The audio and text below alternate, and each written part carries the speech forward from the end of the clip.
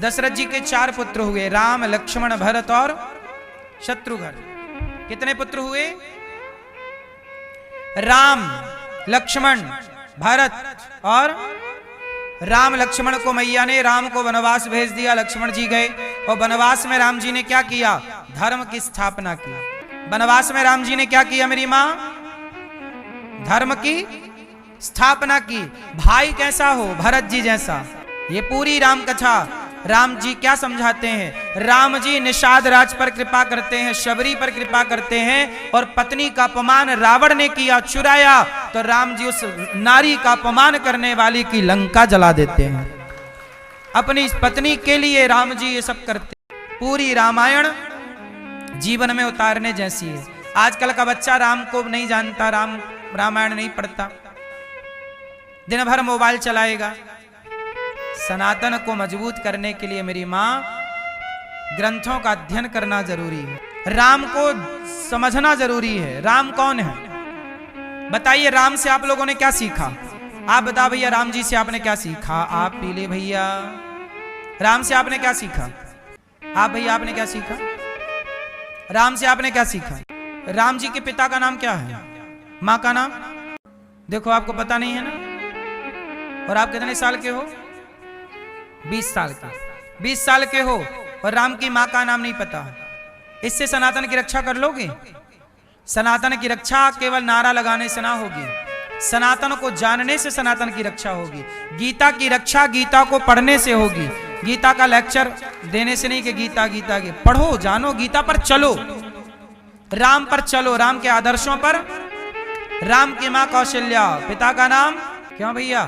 भरत जी की मां का नाम आप बताओ हैं? और लक्ष्मण जी की मां का नाम? देखो, आप राम के बारे में नहीं जानते भाई, जानो।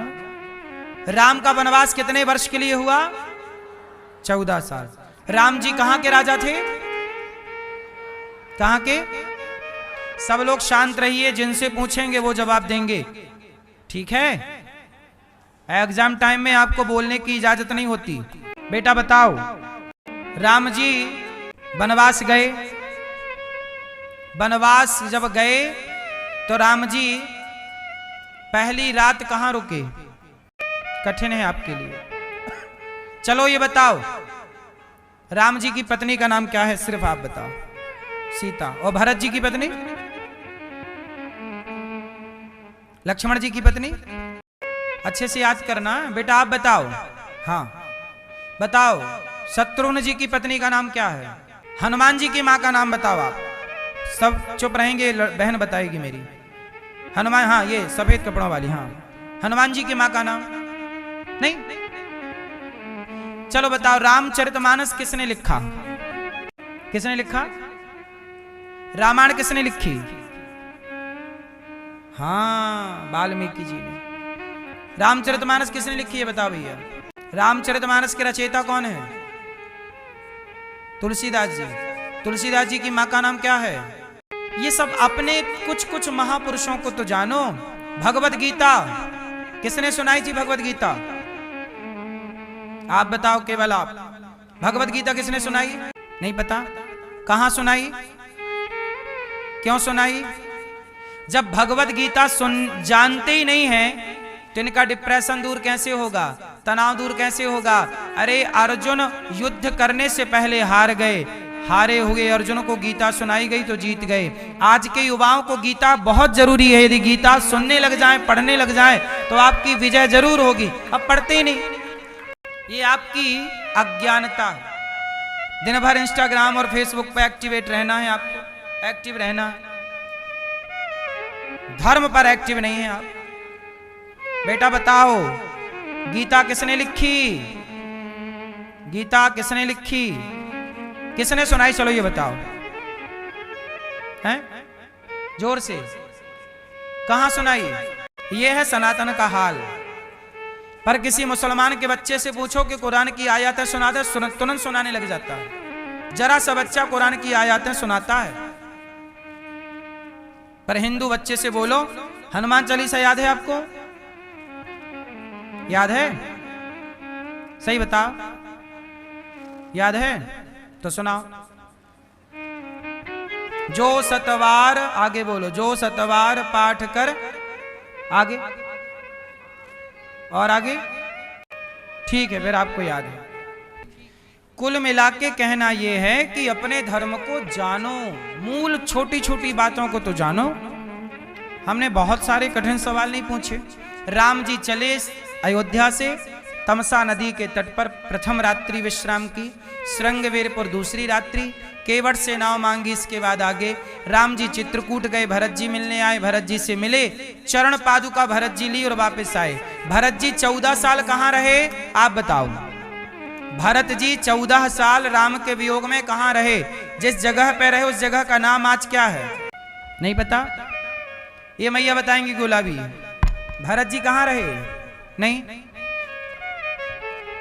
कौन बताएगा? चश्मा वाले भैया बताएंगे। भरत जी कहाँ रहे राम के वियोग में? जब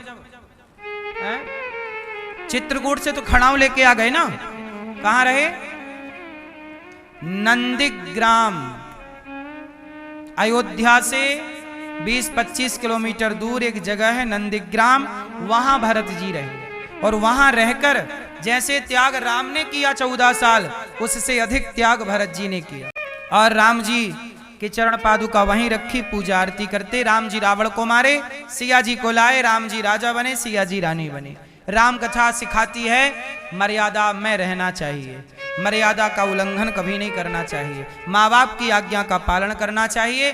पर आज्ञा देखो, राम ने माँ की आज्ञा का पालन किया, लेकिन राम के भैया भरत ने माँ की आज्ञा का पालन, कैकई बोली कि राजा बन जाओ, भरत जी नहीं माने। और राम जी से बोला माँ कैकई नहीं, वनवास जाओ, तो चले गए। एक बेटा माँ की बात सुनता है और एक बेटा माँ की बात नहीं सुनता। इसका मतलब यह है कि माँ की बात सुनना चाहिए, पर वही बात सुनो जिस बात में धर्म हो। जिस बात में धर्म ना हो वो बात माँ की भी भरत जी ने नहीं सुनी। जिस बात में धर्म ना हो वो बात बाप की भी नहीं सुननी चाहिए। प्रहलाद जी ने बाप की बात नहीं सुनी, हिरण्यकश्यपु की। जिस बात में धर्म ना हो वो बात बाप की हो, माँ की हो या गुरु की हो। शुक्राचार्य की बात राजा बलि ने नहीं सुनी। शुक्राचार्य ने कहा दान मत करो, बलि ने कहा मैं करूंगा, क्योंकि बात गुरु की थी पर धर्म नहीं था उनकी बात में। यदि पिता की बात में, माँ की बात में, गुरु की बात में धर्म ना हो तो वो धर्म से हीन बात चाहे किसी की हो वो नहीं सुननी चाहिए। इसलिए बात वही सुनो जिस बात में धर्म, धर्म, इसलिए धर्म युक्त आचरण करो, धर्म युक्त बात सुनो, धर्म युक्त खाओ।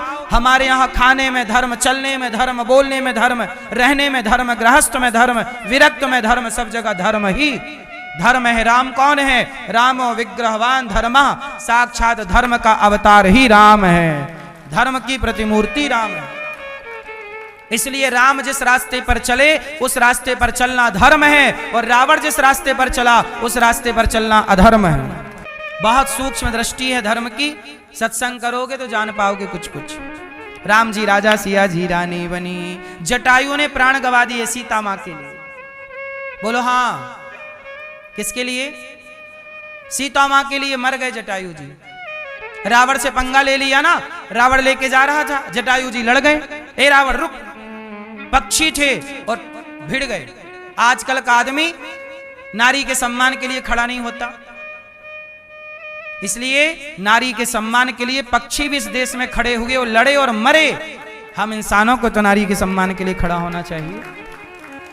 इसलिए आज नारी का सम्मान क्या है? मैं कहता हूं कि आप किसी नारी का सम्मान करें ना करें, अपने घर की दो नारियों का सम्मान कर लें, एक अपनी माता का सम्मान और एक अपनी पत्नी का सम्मान। यदि दो नारियों का सम्मान, यदि भारत का हर मर्द, भारत का हर पुरुष केवल दो नारियों का सम्मान करने लग जाए तो आज राम राज्य आ जाएगा। पहला सम्मान अपनी माँ का और दूसरा सम्मान अपनी पत्नी का। और आज के युग में ना तो कोई माँ का सम्मान कर रहा है, कुछ बच्चे नहीं कर रहे हैं, और ना तो पत्नी का सम्मान हो रहा है। और नारियों के लिए भी दो बातें हैं कि आज की स्त्री यदि अपने सास का और अपने पति का, यदि सास का और पति का सम्मान करने लग गई तो वो घर घर नहीं रहेगा, स्वर्ग हो जाएगा। आप पूरी जिंदगी में किसी का सम्मान मत करो, मैं कहता हूं केवल दो लोगों का सम्मान करो, एक अपनी माँ का, एक अपने पत्नी का। पिता का सम्मान भी हो ही जाएगा, माँ का सम्मान मतलब पिता का। और स्त्री भी दो लोगों का सम्मान करे, एक अपनी बूढ़ी सास क्योंकि तुम स्त्री हो और तुम्हारी सास भी स्त्री है। स्त्री का दर्द स्त्री नहीं समझेगी तो समझेगा कौन? तुम अपने पति का और तुम अपने सास का सम्मान, हर घर में यदि दो दो लोगों का सम्मान होने लग गए तो बताइए घर घर रहेगा कि स्वर्ग बन जाएगा? मैं कहता हूं तीसरे किसी का सम्मान ना करो, तीसरे किसी को सम्मान ना करो। सबको भले तुम कुछ भी कहते रहो, किसी का सम्मान मत करो, पर दो लोगों का सम्मान करने लग गए, अपनी सास का और अपने पति का, अपनी पत्नी का और अपनी माँ का, तो घर घर नहीं साहब, तुम्हारे घर में देवता आएंगे। लेकिन आजकल का आदमी दो लोगों का सम्मान नहीं कर पा रहा, और ना स्त्रियां दो लोगों का सम्मान नहीं कर पा रहे हो इतने बड़े घर में, और आप बोलते हैं कि हम धर्मवान हैं। तुम्हारे घर कोई देवता, कोई साधु आएंगे तुम्हारे द्वार पे? जैसे घर में बड़ों का सम्मान नहीं होता ना, बड़ों की इज्जत नहीं होती, उस घर में देवता भी उस घर का अन्न ग्रहण नहीं करते। इसलिए कहता हूं गौरी गोपाल आश्रम में जिन बेटों ने अपनी मां को घर से निकाल दिया, उन बेसहारा मां का सम्मान भी गौरी गोपाल में यह दास अनिरुद्ध करता है। कल आपने देखा एक मां के 7 बच्चे थे, 4 बेटा 3 बेटियां, लेकिन 3 बेटियां और 4 बेटों के होने पर भी वो 6 वर्ष गौरी गोपाल में रहीं। आखिरी में उनकी बड़ी बेटी ने नौकर को भेजा, जाओ मां को लेके आओ। मां चली गई। आज भी गौरी गोपाल में 309 वृद्ध माताएं रहती हैं। वो माएं जिन माओं को अपने बच्चों का इंतजार है कि अब बेटा आएगा, अब बेटी आएगी, कोई नहीं आता। जब तक कोई नहीं आता तब तक उन माओं का बेटा बनकर यह दास अनिरुद्ध सेवा कर रहा है। कई बार माओं की मृत्यु हो जाती है, इंतजार करते करते मरी हुई मां का दर्शन करने बेटा नहीं आता, तब मां का अंतिम संस्कार, तब मां को कंधा देना और 13वीं करना यही ये दास अनिरुद्ध करता हूं। माओं की 13वीं भी, माओं की 13वीं और माओं को कंधा देने का काम भी ये दास अनिरुद्ध करता है। इसलिए कहता हूं कि आप भी इन माओं का बेटा बनकर, बेटी बनकर सहयोग करिए, क्योंकि आप सबके सहयोग से गौरी गोपाल आश्रम में ये सब सेवाएं चलती हैं। यहाँ वृद्ध माओं की सेवा यदि हो रही है तो केवल आप सबके सहयोग से। इन माओं को भोजन मिलता है आपके सहयोग से। इसलिए आप भी घर में चूल्हा जलाएं, रोटी बनाएं, तो एक दिन की रोटी माओं के लिए जरूर दें कि आज भोजन माओं को हम पहुंचाएंगे अपनी ओर से। आप अपनी ओर से वृद्ध माओं को भोजन कराइए कि आज का भोजन आप कराएंगे। आप लोग अपनी ओर से कल का सवेरे का भोजन माओं को करा सकते हैं। माओं को सवेरे का नाश्ता बंटवा सकते हैं कि माओं को हम नाश्ता बंटवाएंगे, नाश्ते की सेवा हम करेंगे।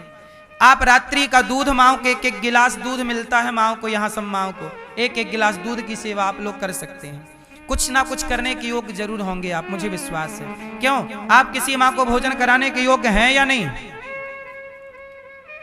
बोलो मेरी मां।